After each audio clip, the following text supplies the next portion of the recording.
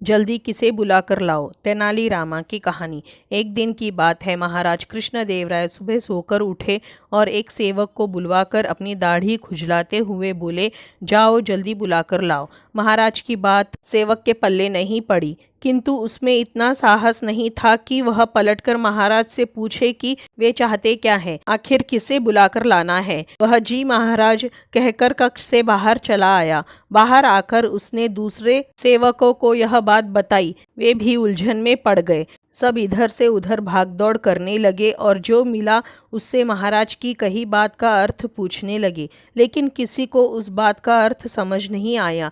आखिरकार वह सेवक दौड़ा दौड़ा तेनालीरामा के घर गया और पूरी बात बताते हुए बोला, अब आप ही महाराज की बात का अर्थ बता सकते हैं। सबसे पूछ चुका हूँ पर कोई इसका अर्थ समझ नहीं पा रहा है। अगर जल्दी महाराज के आदेश का पालन नहीं किया तो मेरी खैर नहीं।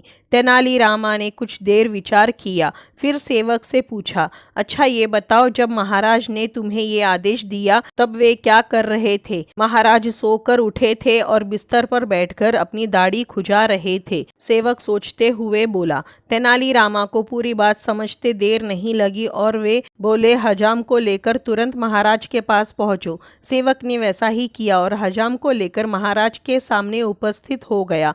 महाराज हजाम को देखकर सोच में पड़ गए। मैंने तो सेवक को बताया ही नहीं था कि किसे बुलाना है, फिर यह हजाम को लेकर कैसे आ गया। उन्होंने सेवक से पूछा, सच सच बताओ, किसके कहने पर तुम हजाम को लेकर आए हो। घबराए सेवक ने तेनालीरामा का नाम लिया और बोला कि तेनालीरामा के सुझाव पर ही वह हजाम को लेकर उपस्थित हुआ है। महाराज तेनालीरामा की बुद्धिमानी पर बहुत खुश हुए। तो दोस्तों, ये थी तेनालीरामा की कहानी, जल्दी किसे बुलाकर लाओ। आपको कैसी लगी? अगर अच्छी लगी हो तो इसी तरह की कहानियों के लिए चैनल को सब्सक्राइब करें, वीडियो को लाइक करें, शेयर करें। धन्यवाद।